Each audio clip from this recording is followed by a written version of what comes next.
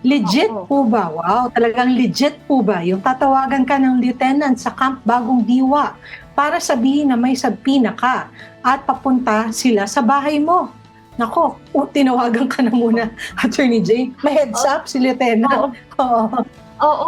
Parang oo, I find this parang there's parang something wrong with mali. this. Oo, kasi kung sabina, kasi yung ginamit niyang term dito is sabina eh. Meron tayong Sabina. tinatawag, kung sabina, sinasabi na ikaw as a person, meron din tayong sabina at testificando, meaning may hinihinging dokumento sa'yo, pinapadala sa'yo sa korte, yun yung sabina na sinasabi.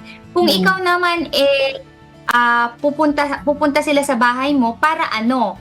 Para Mm. mag-search ng bahay. Ganon, search warrant yun. Hindi Hindi yun po pwedeng sabina. Oo, hindi sabina. oo. Oo, kung Mm. aarestuhin ka naman, bakit ka pa niya i-inform na pupuntahan ka niya Pakaiba.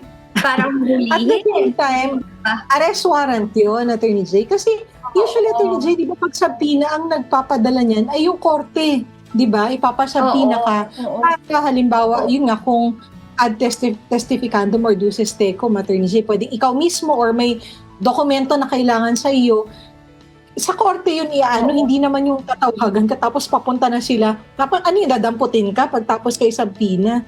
Di ba? So hindi Oo. po ata, Saka parang ito, mali. Oh, na may sabina ka at papunta na sila sa bahay mo, baka namang, ang iniisip ko naman dito, Attorney M, maghahatid ng sabina sa bahay at gustong make sure ipa-receive namin ang sabina. receive. Oo, baka may gustong, kung nagsabi naman Pwede. siya na sabina ka, kukunin mo to at kailangan yung tanggapin, i-receive, wala akong nakikitang masama doon kasi siguro sa kanya gusto Ay, lang niyang papareceive lang. i-inform ka Oo. na may sabina sa iyo ang korte na kailangan mong basahin, tanggapin kung ano ba yung nakasulat doon. Pinapatawag ka ba para mag-testify? Kasi pwede naman yun, ang witness, sinasabina naman ng korte yan. 'Di ba, Attorney M? Or may Mm. dokumentong hawak mo na nasa possession mo na kailangan mong dalahin sa korte, yung pwede din yun. So kung nag-inform lang Mhm. sila, wala akong nakikitang masama. Pero kung search warrant itong ibig mong sabihin na hahalugugin yung bahay mo, arestuhin ka, parang may mali doon, Attorney M. Mm. Oo.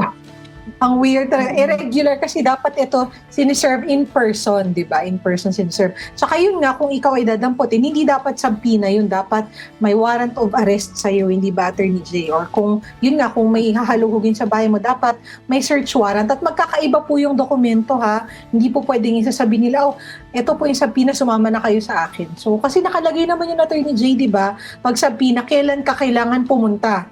'Di ba? Halimbawa sa korte, hindi naman agad-agad kukunin ka na at dadamputin na kasi ngayon isi-serve ko na, sumama ka na sa akin. Hindi naman siya pwedeng gano'n. Ayun, hindi po pwede Ay, yung ganun.